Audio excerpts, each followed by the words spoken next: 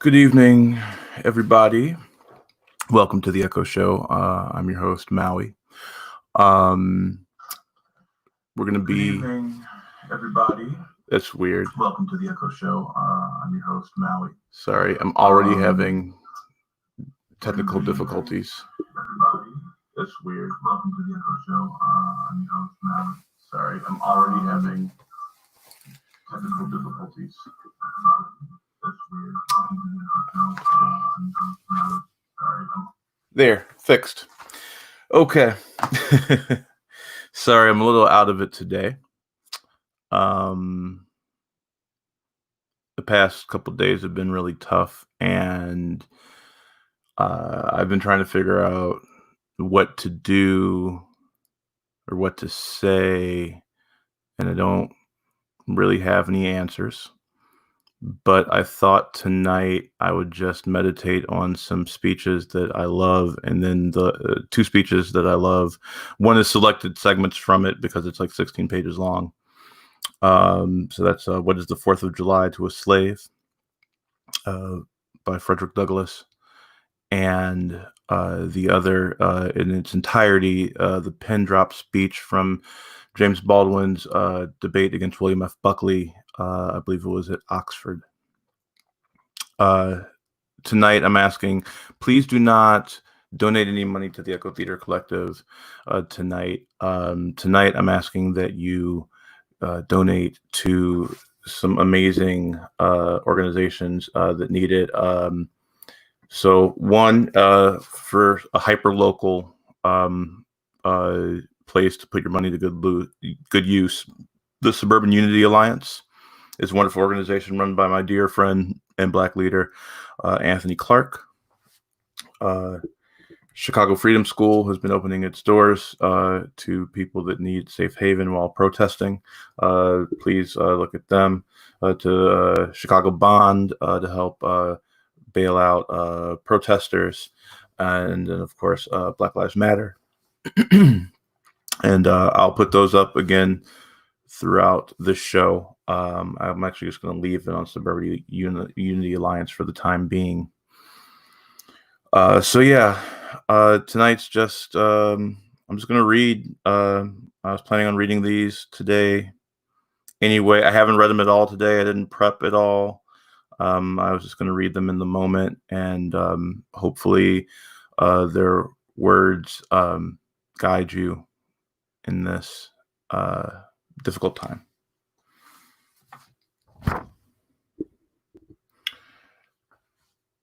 First up, selected passages from What is the 4th of July to a Slave by Frederick Douglass.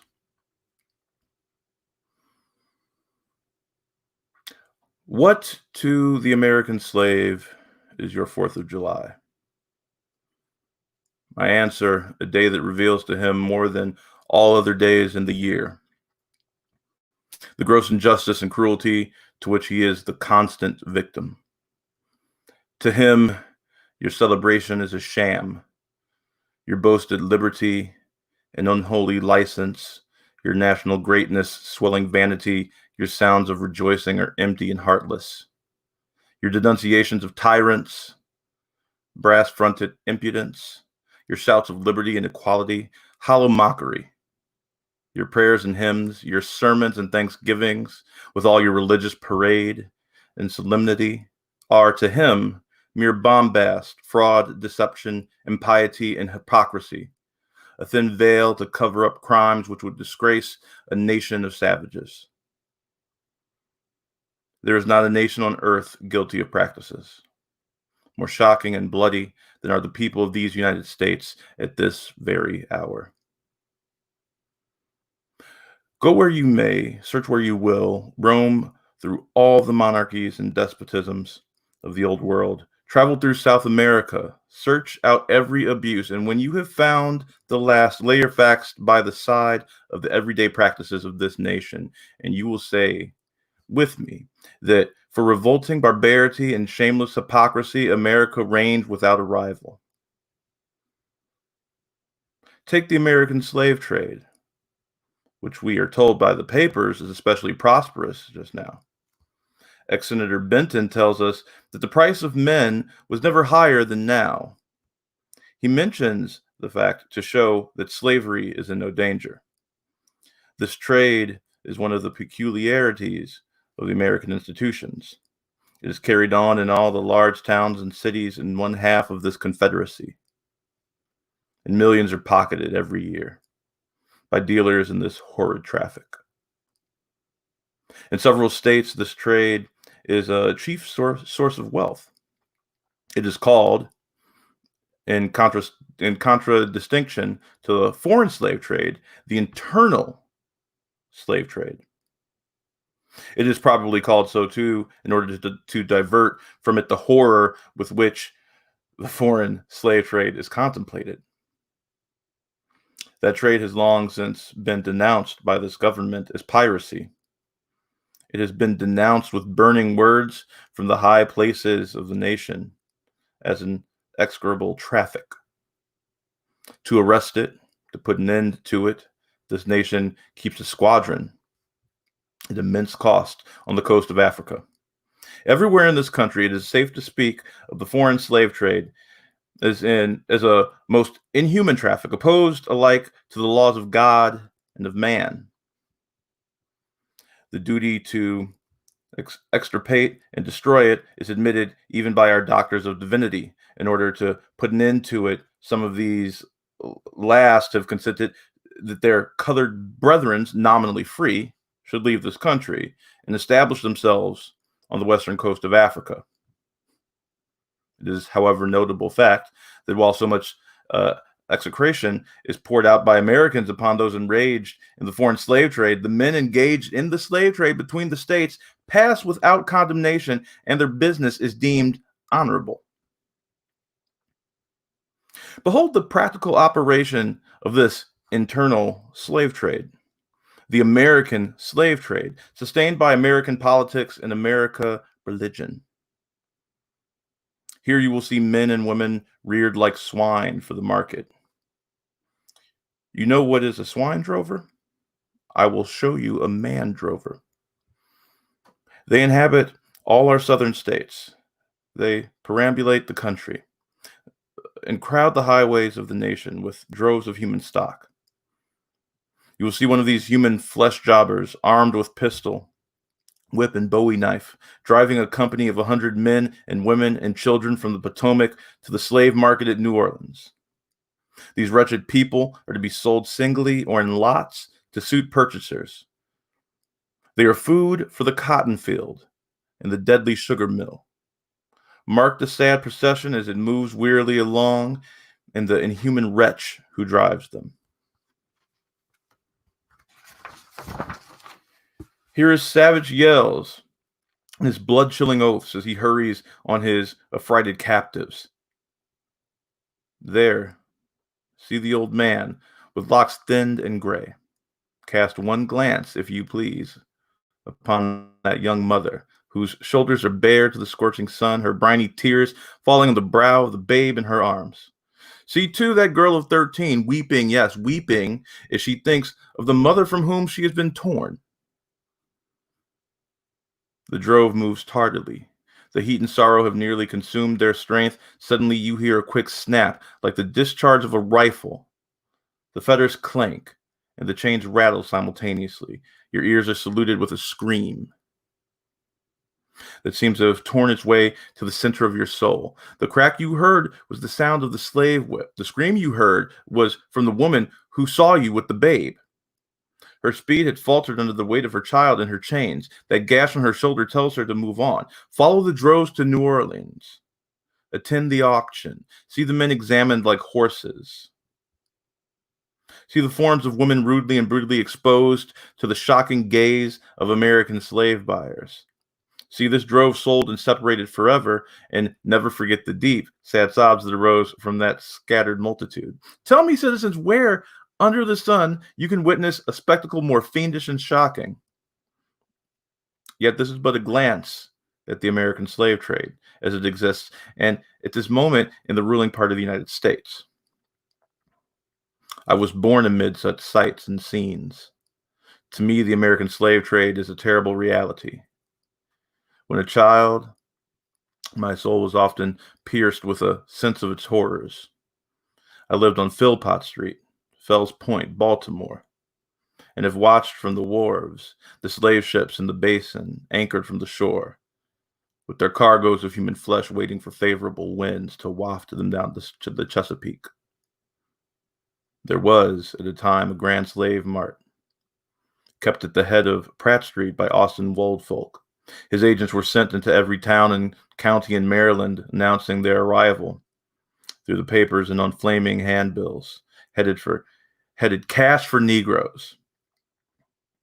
These men were generally well-dressed men and very captivating in their manners, ever ready to drink, to treat, and to gamble. The fate of many a slave has depended upon the turn of a single card, and many a child has been snatched from the arms of its mother by bargains arranged in a state of brutal drunkenness. The fleshmongers gather up the victims by the dozens and drive them chained to the General Depot at Baltimore. When a sufficient number have been collected here, a ship is chartered for the purpose of conveying the forlorn crew to Mobile or to New Orleans. From the slave prison to the ship, they are usually driven in the darkness of night, for since the anti-slavery agitation, a certain caution is observed. In the deep, still darkness of midnight, I have often aroused by the dead of heavy footsteps and the piteous cries of the chained gangs that passed our door. The anguish of my boyish heart was intense, and I was often consoled when speaking to my mistress in the morning to hear her say that the custom was very wicked, that she hated to hear the rattle of the chains and the heartrending cries. I was glad to find one who sympathized with me in my horror. Fellow citizens, this murderous traffic is today an active operation in this boasted republic. In the solitude of my spirit, I see clouds of dust raised on the highways of the South. I see the bleeding footsteps. I hear the doleful wail of fettered humanity on the way to the slave markets, where the victims are to be sold like horses, sheep, and swine, knocked off to the highest bidder.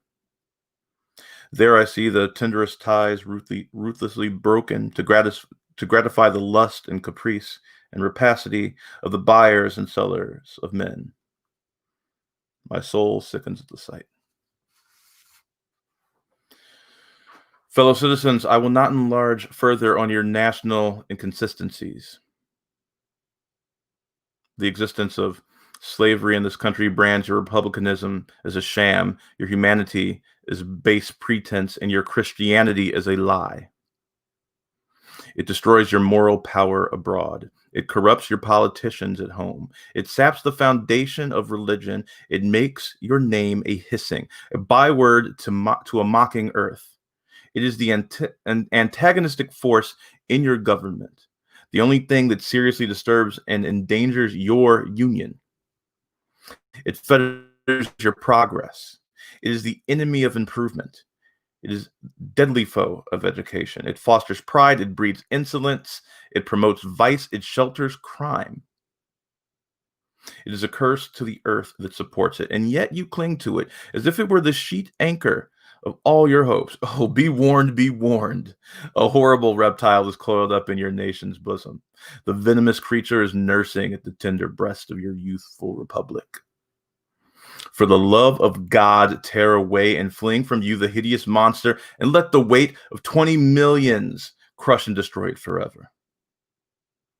But it is answered in reply to all this that precisely what I have now denounced is in fact guaranteed and sanctioned by the Constitution of the United States, that the right to hold and to hunt slaves is a part of that Constitution framed by the illustrious fathers of this republic. Allow me to say in conclusion, notwithstanding the dark picture that I have this day presented of the state of the nation, I do not despair of this country. There are forces in operation which must inevitably work the downfall of slavery. The arm of the Lord is not shortened, and the doom of slavery is certain. I, therefore, leave off where I began, with hope. while drawing encouragement from the Declaration of Independence with the great principles it contains and the genius of American institutions, my spirit is also cheered by the obvious tendencies of the age. Nations do not now stand in the same relation to each other that they did ages ago. No nation can now shut itself up from the surrounding world and trot round in the same old path of its fathers without interference. The time was when such could be done.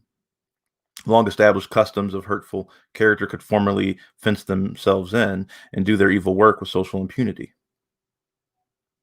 Knowledge was then confined and enjoyed by the privileged few, and the multitude walked on in mental darkness.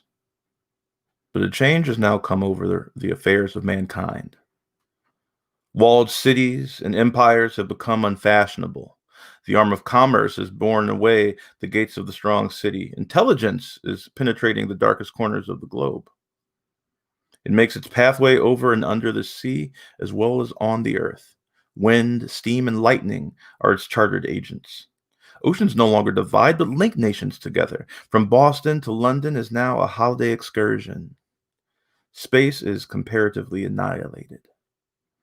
Thoughts expressed on one side of the Atlantic are distinctly heard on the other. The far off and almost fabulous Pacific rolls in grandeur at our feet. The celestial empire, the mystery of ages, is being solved. The fiat of the Almighty, let there be light, has not yet spent its force. No abuse, no outrage, whether in taste, sport, or avarice, can now hide itself from the all-pervading light. So that was our first reading for the evening. See a lot of people watching right now. It really means a lot.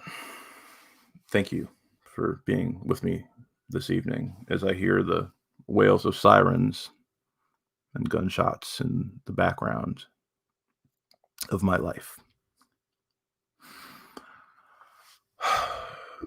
So, like I said, we're looking for you to donate to these amazing organizations that are helping people locally. They're all in the chat. You see the Suburban Unity Alliance, which we have up on the screen right now, Chicago Freedom School, which we'll have up through the next reading, Chicago Bond, and Black Lives Matter. Please give to these amazing organizations. They're doing so much for us. Next up, I'm going to be reading James Baldwin's Pin Drop speech. First, I'm going to take a little sip of water.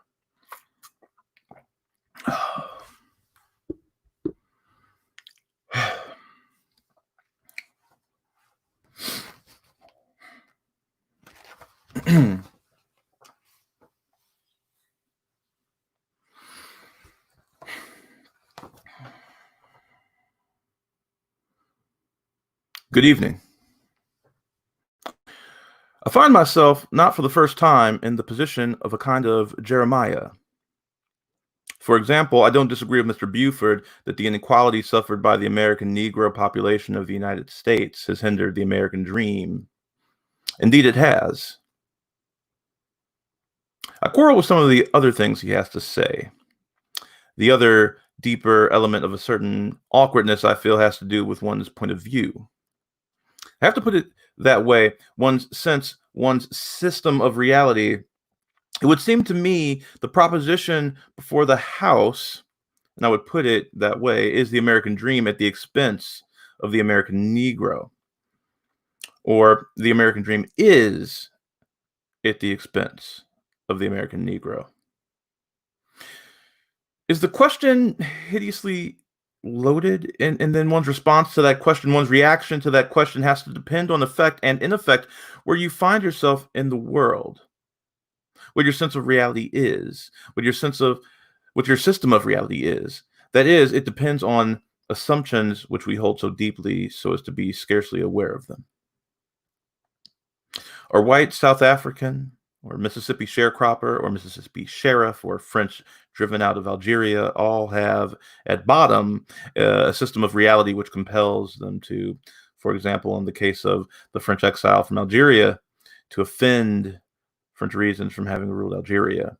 The Mississippi or Alabama sheriff who really does believe when he's facing a Negro boy or girl that this woman, this man, this child must be insane to attack the system to which he owes his entire identity. Of course, to be such a person, the proposition which we are trying to discuss here tonight does not exist. And on the other hand, I have to speak as one of the people who've been most attacked by what we now must here call the Western or European system of reality. What white people in the world, what we call white supremacy, I hate to say it here, comes from Europe. It's how it got to America. Beneath then, whatever one's reaction to this proposition is, has to be the question of whether or not civilizations can be considered as such equal, or whether one's civilization has the right to overtake and subjugate, and in fact, to destroy each other. Now, what happens when that happens?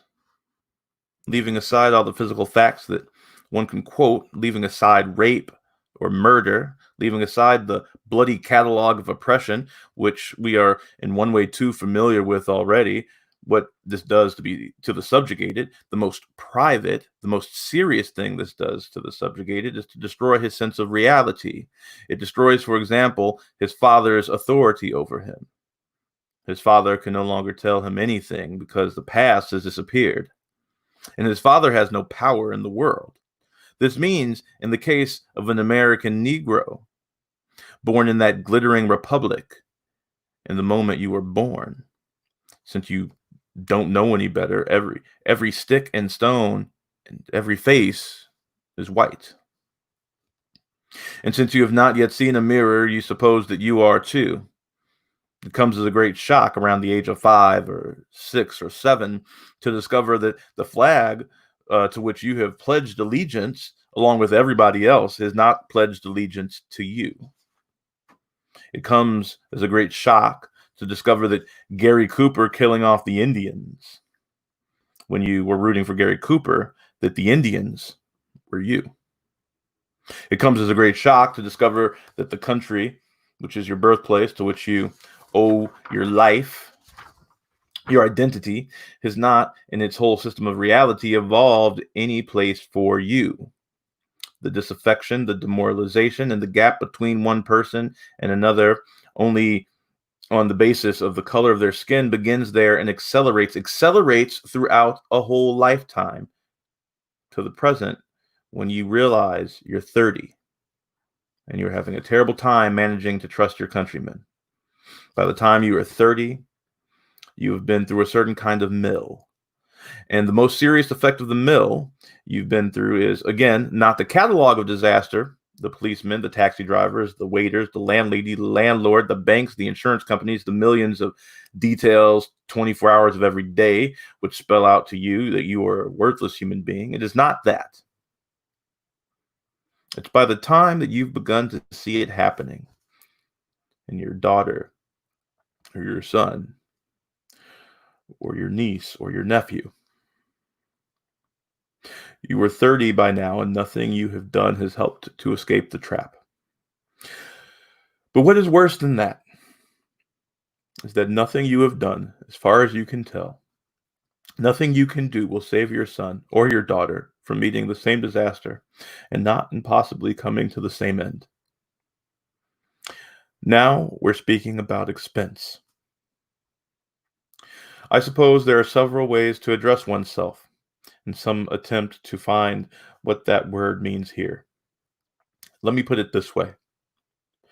From a very literal point of view, the harbors and the ports and the railroads of the country, the economy, especially of the southern states, could not conceivably be what it has become. If they had not had and do not still have, indeed, for so long, for so many generations, cheap labor. I'm stating very seriously, and this is not an overstatement, I picked the cotton, I carried it to the market, and I built the railroads under someone else's whip for nothing. The Southern oligarchy, which has still today so much very power, in Washington, and therefore some power in the world was created by my labor and my sweat and the violation of my women and the murder of my children. This in the land of the free and the home of the brave, and no one can challenge that statement. It is a matter of historical record. In another way, this dream, and we'll get to the dream in a moment, is at the expense of the American Negro. You watched this in the Deep South in great relief, but not only in the Deep South. In the Deep South, you were dealing with a sheriff or a landlord or or a landlady or a girl of the Western Union desk, and she doesn't know quite who she's dealing with. By which I mean that if you're not a part of the town, and if you are a northern nigger, it shows in a million ways. So she simply knows that it's an unknown quantity, and she wants to have nothing to do with it because she won't talk to you. You have to wait for a while to get your telegram. Okay, we all know this. We've all been through it, and by the time you get to be a man, it's very easy to deal with. But what is happening in the poor woman, the poor man's mind is this. They've been raised to believe, and by now they helplessly believe, that no matter how terrible their lives may be, and their lives have been quite terrible, no matter how far they fall, what disaster overtakes them, they have one enormous knowledge and consolation, which is like a heavenly revelation. At least they are not black. Now, I suggest that of all the terrible things that can happen to a human being, that is one of the worst. I suggest that what has happened to the white Southerners is, in some ways, after all, much worse than what has happened to Negroes because Sheriff Clark in some Alabama cannot be considered, no one can be dismissed as a total monster. I'm sure he loves his wife, his children. I'm sure, he likes to get drunk. After all, one's got to assume he's visibly a man like me, but he doesn't know what drives him to use the club, to menace with the gun, to use the cattle prod. Something awful must have happened to a human being to be able to put a cattle prod against a woman's breasts, for example. What happens to the woman is ghastly. What happens to the man who does it is in some ways much, much worse. This is being done, after all, not 100 years ago, but 1965, in a country which is blessed with what we call prosperity, a word we won't examine too closely, with a certain kind of social coherence, which calls itself a civilized nation, and which espouses the notion of freedom to the world. And it is perfectly true from the point of view now simply of an American Negro. Any American Negro watching this, no matter where he is, from the vantage point of Harlem, which is another terrible place, has to say to himself, in spite of what the government says we can't do anything about it. But if those were white people being murdered in Mississippi work farms, being carried off to jail, if those were white children running up and down the streets, the government would find some way of doing something about it. We have a civil rights bill now where an amendment, the 15th Amendment, nearly 100 years ago, I hate to sound again like an Old Testament prophet, but if the amendment was not honored then, why would I have any reason to believe in the Civil Rights Bill will be honored now? And after all one's been there, since before, a lot of other people got there, if one has got to prove one's title to the land, isn't 400 years enough? 400 years? At least 3 wars? The American soil is full of the corpses of my ancestors. Why is my freedom or my citizenship or my right to live there, how is it conceivably a question now? And I suggest further, in the same way, the moral life of Alabama sheriffs and poor Alabama ladies, white ladies, their moral lives have been destroyed by the plague called color, that the American sense of reality has been corrupted by it. At the risk of sounding excessive, what I always felt when I finally left the country and found myself abroad in other places and watched the Americans abroad, and these are my countrymen, and I do care about them, even if I didn't, there is something between us. We have the same shorthand. I know if I look at a boy or a girl from Tennessee, where they came from in Tennessee and what that means. No Englishman knows that, no Frenchman. No one in the world knows that except another black man who comes from the same place or watches these lonely people denying the only kin they have. We talk about integration in America as though it was some great new conundrum. The problem in America is that we've been integrated for a very long time. Put me next to any African and you'll see what I mean. My grandmother was not a rapist. What we are not facing is the result of what we've done. What one brings the American people to do for all our sakes is simply to accept our history. I was there not only as a slave, but also as a concubine. One knows the power, after all, which can be used against another person if you've got absolute power over that person. It seemed to me when I watched Americans in Europe, what they didn't know about Europeans was what they didn't know about me. They weren't trying, for example, to be nasty to the French girl or rude to the French waiter. They didn't know they hurt their feelings.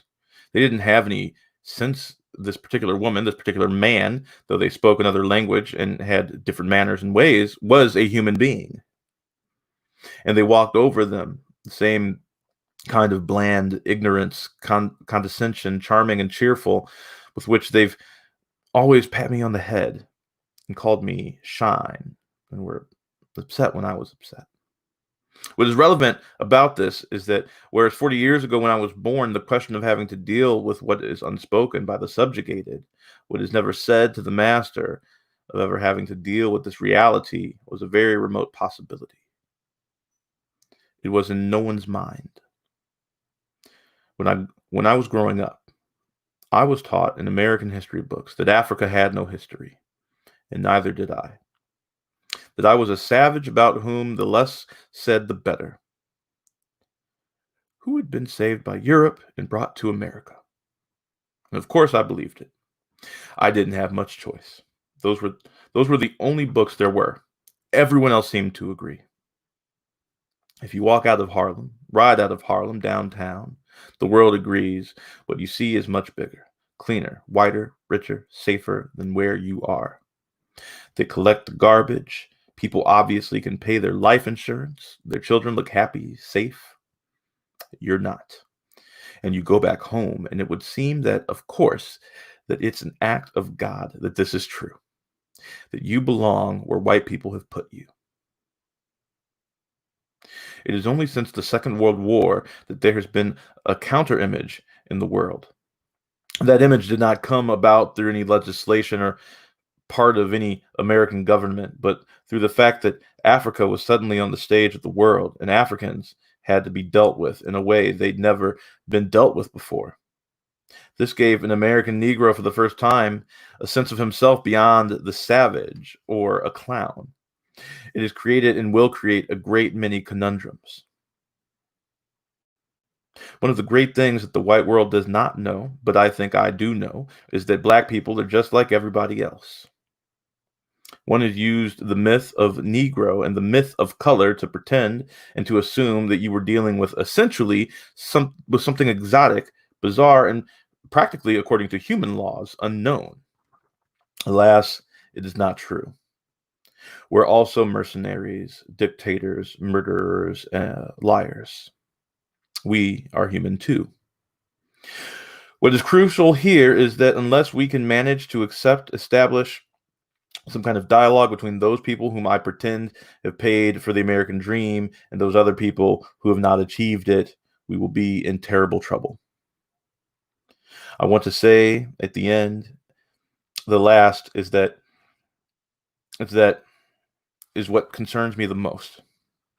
We are sitting in this room and we all are, at least I like to think we are, relatively civilized. We can talk to each other at least on certain levels, so that we could walk out of here assuming that the measure of our enlightenment, or at least our politeness, has some effect on the world. It may not. I remember, for example, when the ex-Attorney General, Mr. Robert Kennedy, said it was conceivable that in 40 years in America we might have a Negro president. That sounded like a very emancipated statement, I suppose, to white people. They were not in Harlem when this statement was first heard, and they're not here, and possibly will never hear the laughter and the bitterness and the scorn with which this statement was greeted. From the point of view of the man in the Harlem barbershop, Bobby Kennedy only got here yesterday, and he's already on his way to the presidency. We've been here for 400 years, and now he tells us that maybe in 40 years, if you're good, we may let you become president. What is dangerous here is the turning away from anything any white American says. The reason for the political hesitation, in spite of the Johnson landslide, is that one has been betrayed by American politicians for so long. And I am a grown man, and perhaps I can be reasoned with. I certainly hope I can be. But I don't know. And neither does Martin Luther King. None of us know how to deal with those other people whom the white world has so long ignored, who don't believe anything the white world says and don't entirely believe anything I or Martin is saying. And one can't blame them. You watch what has happened to them in less than 20 years. It seems to me, the city of New York, for example, this is my last point, it's had Negroes in it for a very long time. If the city of New York were able, as it has indeed been able in the last 15 years to reconstruct itself, tear down buildings and raise great new ones downtown and for money, and has nothing whatever except build housing projects in the ghettos for the Negroes. And of course, Negroes hate it. Presently, the property does indeed deteriorate because the children cannot bear it. They want to get out of the ghetto. If the American pretensions were based on more solid, more honest assessment of life and of themselves, it would not mean for Negroes when someone says urban renewal, the Negroes can simply are going to be thrown out into the streets. This is just what it does mean now. This is not an act of God. We're dealing with a society made and ruled by men. Had the American Negro had not been president in America, I'm convinced the history of the American labor movement would be much more edifying than it is. It is a terrible thing for an entire people to surrender to the notion that 1/9 of its population is beneath them. And until the moment comes when the American people, are able to accept the fact that I have to accept, for example, that my ancestors are both white and black, that on that continent we are trying to forge a new identity for which we need each other, and that I am not a ward of America. I am not an object of missionary charity. I am one of the people who built the country. Until this moment, there is scarcely any hope for the American dream, because the people who are denied participation in it by their very presence will wreck it. And if that happens, it is a very grave moment for the West. Thank you.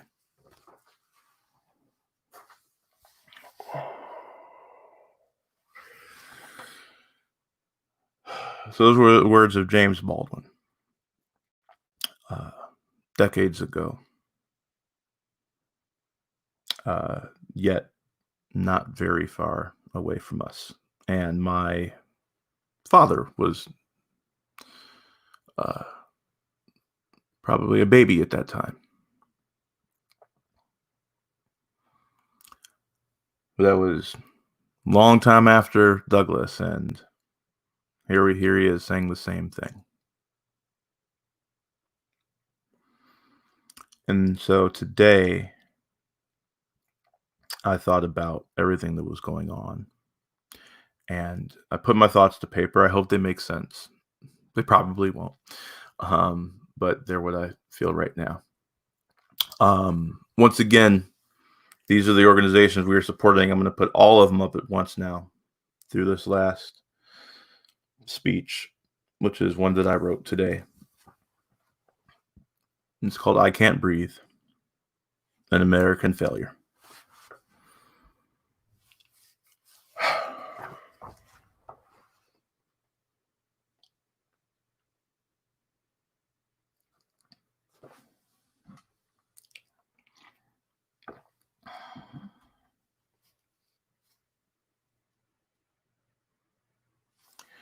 I can't breathe.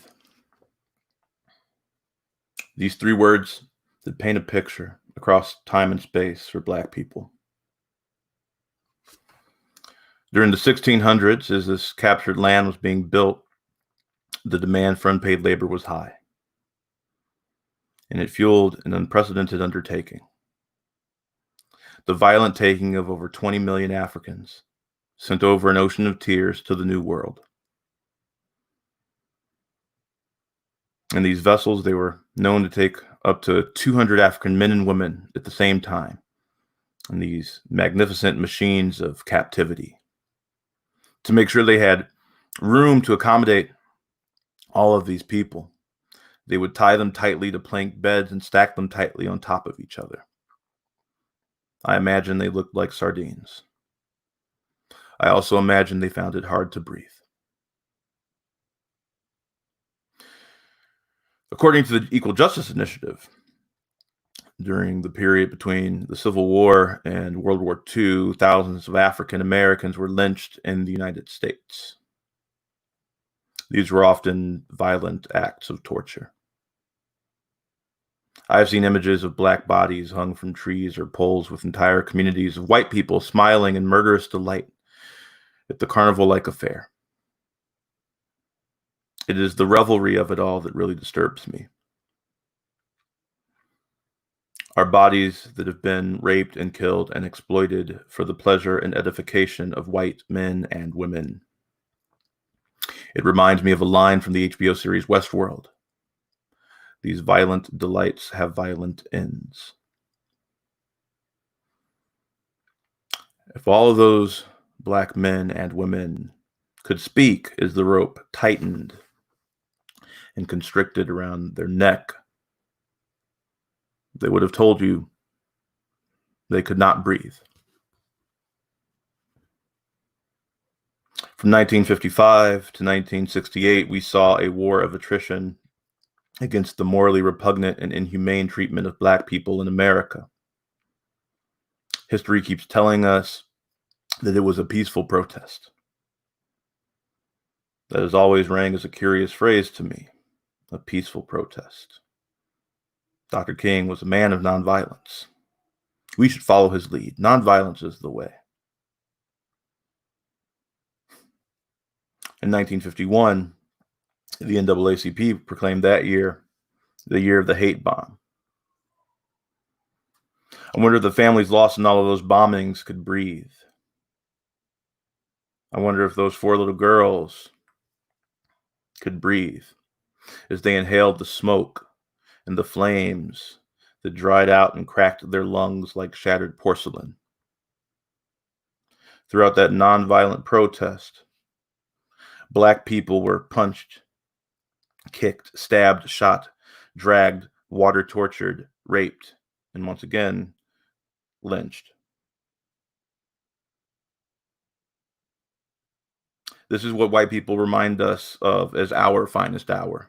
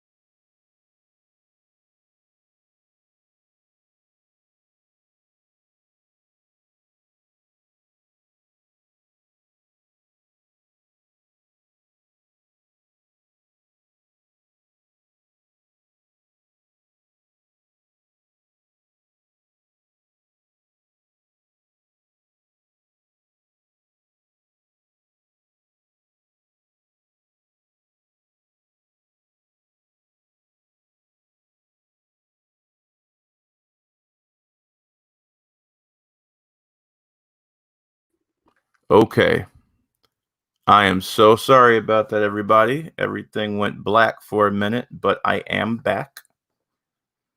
Um, I will go back a little ways to make sure that you hear it in its entirety. Thank you, Ray, for letting me know where it froze off at, so I know where to pick up from. Let me find my spot. Here we go.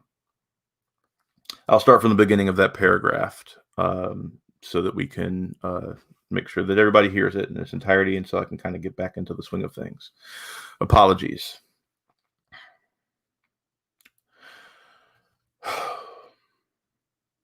From 1955 to 1968, we saw a war of attrition against the morally repugnant and inhumane treatment of Black people in America. History keeps telling us that it was a peaceful protest. That always rang as a curious phrase to me. A peaceful protest. Dr. King was a man of nonviolence. We should follow his lead. Nonviolence is the way. In 1951, the NAACP proclaimed that year the year of the hate bomb. I wonder if the families lost in all of those bombings could breathe as they inhaled the smoke and the flames dried out and cracked their lungs like shattered porcelain. Throughout that nonviolent protest, Black people were punched, kicked, stabbed, shot, dragged, water tortured, raped, and once again, lynched. This is what white people remind us of as our finest hour, the ideal we should strive for. Dr. King was a hero. He had it figured out. How do you think Dr. King felt when a single bullet fired from a Remington Model 760 rifle entered through his right cheek, breaking his jaw and several vertebrae as it traveled down his spinal cord, severing his jugular vein and major arteries in the process, before lodging in his shoulder? They say that the force of the shot ripped King's necktie off. Do you think that made it easier for him to breathe on that fateful evening on April 4th? April 4th, coincidentally, is my sister's birthday. A day that is simultaneously a day of celebration and a day of abject terror in my heart. There are a lot of those. What followed was a series of riots in over 100 cities across the United States. A rage against the dying of the light held by Dr. King and so many of his contemporaries that were also killed. I wonder if they could breathe.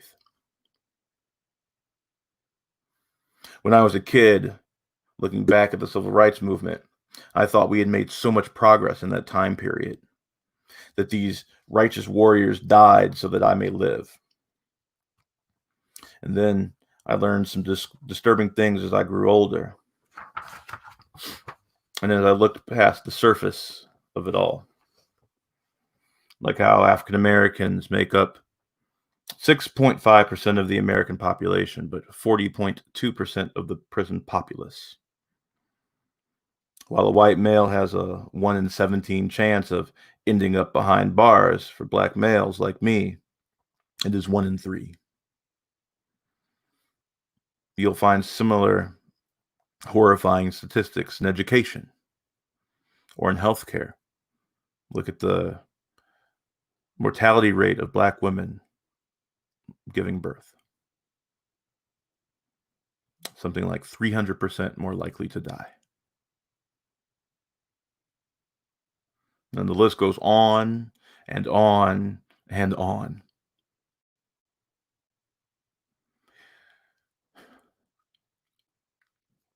And then Trayvon happened. A man named George Zimmerman killed him, shot him in the chest. He can't breathe. Eric Garner happened. As the cops approached him, he pleaded, "Get away for what? Every time you see me, you want to mess with me. I'm tired of it. It stops today." Why would you? Everyone standing here will tell you I didn't do nothing. I did not sell nothing because every time you see me, you want to harass me. You want to stop me fucking selling cigarettes. I'm minding my business, officer. I'm minding my business. Please just leave me alone. I told you the last time. Please just leave me alone. And Officer Daniel Pantaleo cuffed him and slowly choked the life out of him. The previous year, Officer Pantaleo was the subject of 2 civil rights lawsuits. I don't know how he kept his job. Or perhaps I do. On the platform of Fruitvale Station, Oscar Grant was face down and handcuffed when Johannes, I don't even know how to say his name, Miserle, shot him through the back. I wonder how hard it was for Oscar to breathe as his lungs filled up with blood.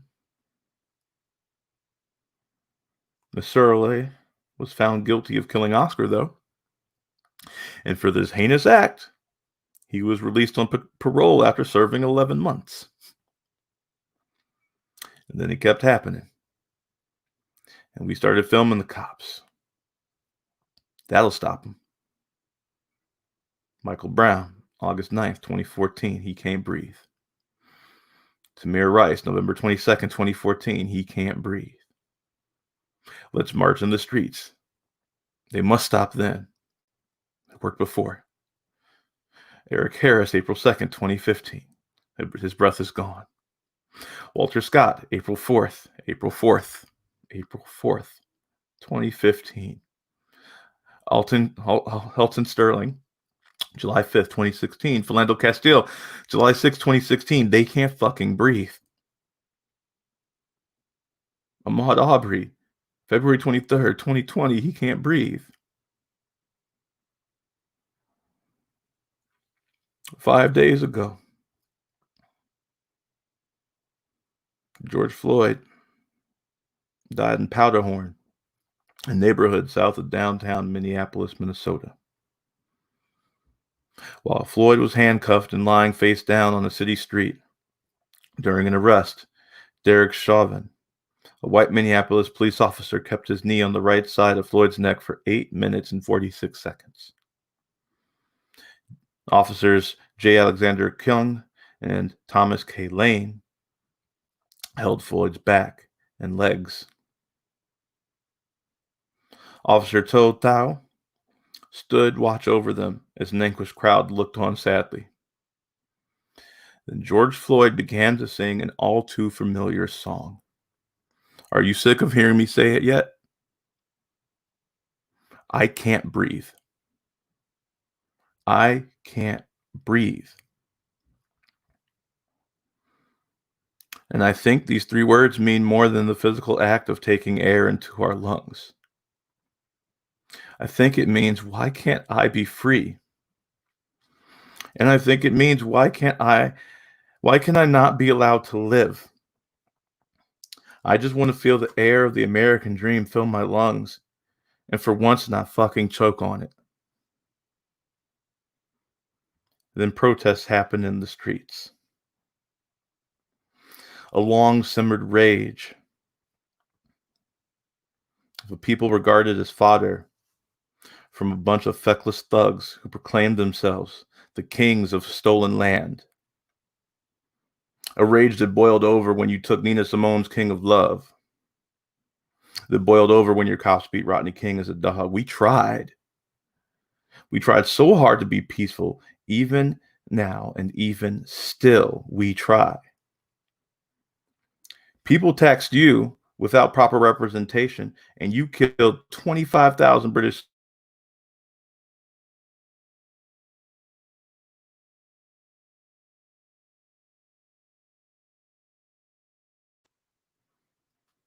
You condemn us about black on black crime. Why do you think there's violence in impoverished black neighborhoods? It is not because we as black people are predisposed to violence. It is because we are living in abject poverty. because our people are denied education, healthcare, because we live in food deserts and we are brutalized every fucking day by cops. Tell me, how can the people hope to maintain their humanity when they are forced into an invisible cage to live like animals for over 400 years? And now you want to, in the middle of our righteous anger, condemn us for saying no more. The American ideals you hold so dear were founded in the wake of oppression and violent revolution. This is a country that refuses to let go of guns. Every aspect of this alleged more perfect union was built with violence and aggression as its language, as its base code. All cops are not racist, you say? Well, enough of them are that they have irrevocably broken our people's trust in them. From the second we were freed, they were turned into instruments of slavery. Did you know that as soon as slavery was abolished, they made it illegal to loiter? And loitering, for those of you who don't know, is the simple act of standing or waiting without purpose. Do you know what would happen if you were caught loitering? You were chained and forced to work the cotton fields. It is slavery by another name, incarceration. The freedom we have is and has always been an illusion. The American experiment, an abject failure from the beginning. And it will be until those that benefit from the villainy of the past stand up and cede power and say no more.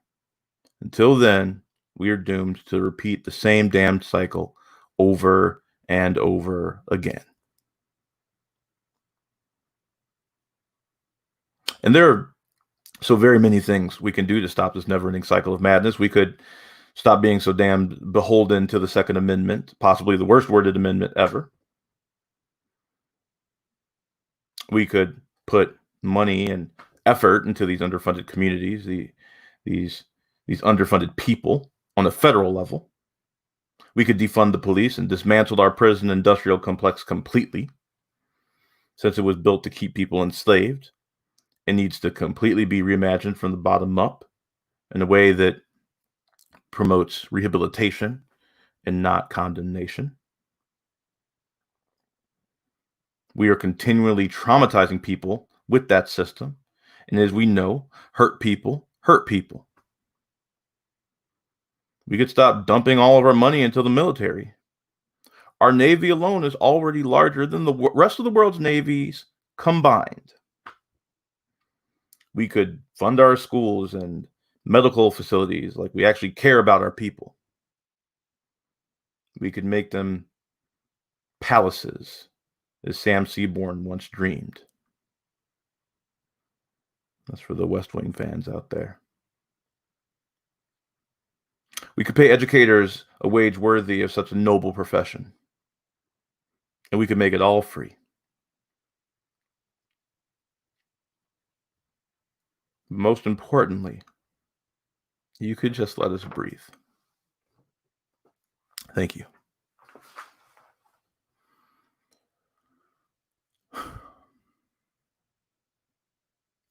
So those are my 3 speeches. And it's right at 10 o'clock, which timed out really well. The last thing I have today before we end is a little montage I put together, and I have a dear new friend, a wonderful musician, Suri Wong, that is going to sing a rendition of a song that was specifically written as a wail, as a cry about our continual state of being murdered.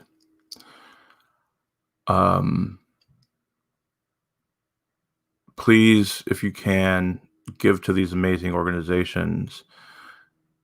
Please, if you can just stay for a few more minutes and sit through this song, it would be much appreciated.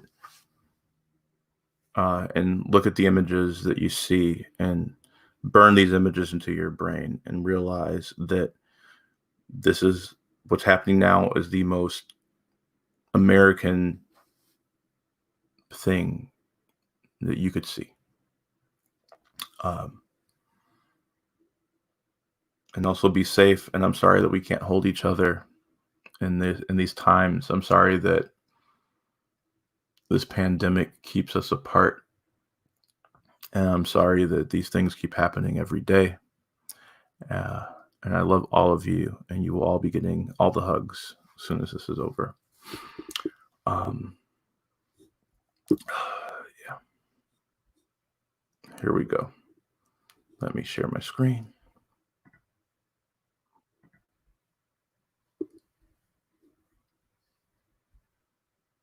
And let me bring in Suri so that we can hear her sing.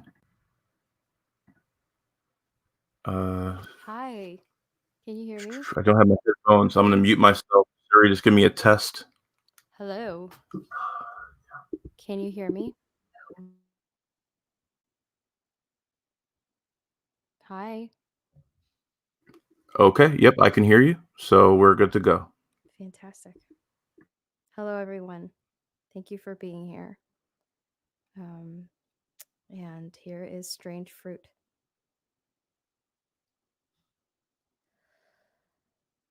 Southern trees bear a strange fruit. Blood on the leaves and blood at the root. Black bodies swinging in the southern breeze. Strange fruit hanging from the poplar trees. Pastoral scene of the gallant south. Big bulging eyes and a twisted mouth. Scent of magnolias, sweet and fresh. Then a sudden smell of burning flesh. Here is the fruit for the crows to pluck, for the rain to gather, for the wind to suck, for the sun to rise, for the trees to drop.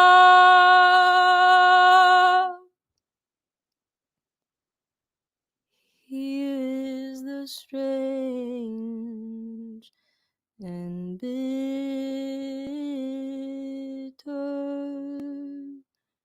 crop.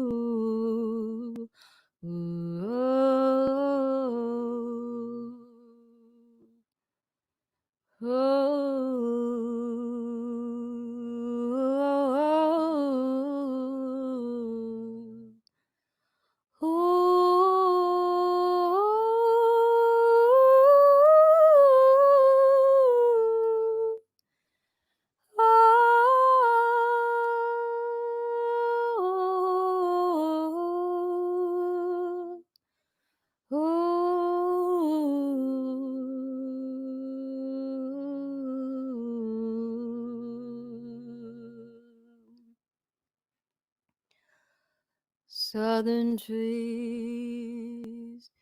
bear a strange fruit, blood on the leaves and blood at the root. Black bodies swinging in the southern breeze, strange fruit hanging from the poplar trees, pastoral scene of the gallant South, them big bulging eyes and the twisted mouth, scent of magnolia, sweet and fresh, then the sudden smell of burning flesh. Here is the food for the crows to pluck, for the rain to gather, for the wind to suck, for the sun to rise, for the tree to drop.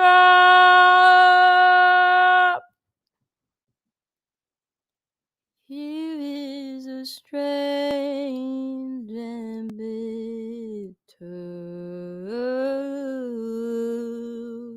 crop.